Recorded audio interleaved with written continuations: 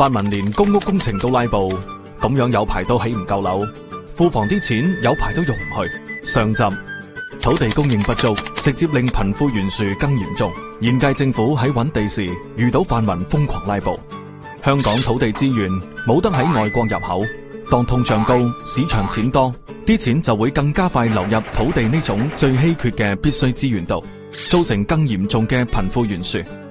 增加房屋供應係解決香港樓市問題嘅唯一方法，所以現屆政府一上任就好努力周圍揾地，增加房屋供應，真係粒粒皆辛苦。可惜遇到泛民史無前例嘅瘋狂拉布，土地配套工程一日未審批，一日不能賣地起樓。房屋供應同拉布有咩關係呢？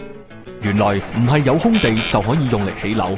政府要先確保有錢做土地配套工程，例如確保入伙後嘅交通順暢，食水同排污系統可以承受到。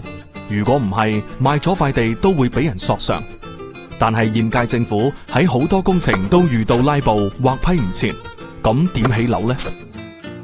立法會議員拉布唔止係蝕議員分量嗰1億，工程批唔切，下一年要再重新申請撥款，造價大大增加幾十億。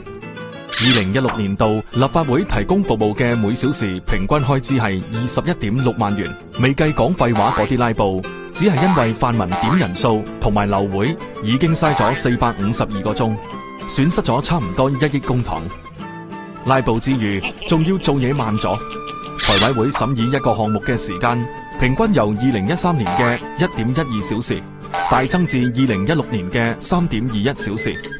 有爭議嘅隨時要幾十小時，要批一個工程，要立法會相關事務委員會先審議，先至由立法會財委會批撥款做。今年批唔切，就要下年重新做成個過程。呢個過程2006年每個項目平均用3個月，2015年用7個月，2016年去到9個月，一年扣埋暑假得10個月啫噃。咁政府第2個月先遞上去嘅項目，未多數批唔切，要下年重組。2013至2015年一共有44個項目批唔切，只係計通脹已經令工程造價貴咗32億，仲未計重做嘅人工。上屆搞成咁，下一集我哋會講一下泛民喺新一屆立法會點樣變本加厲。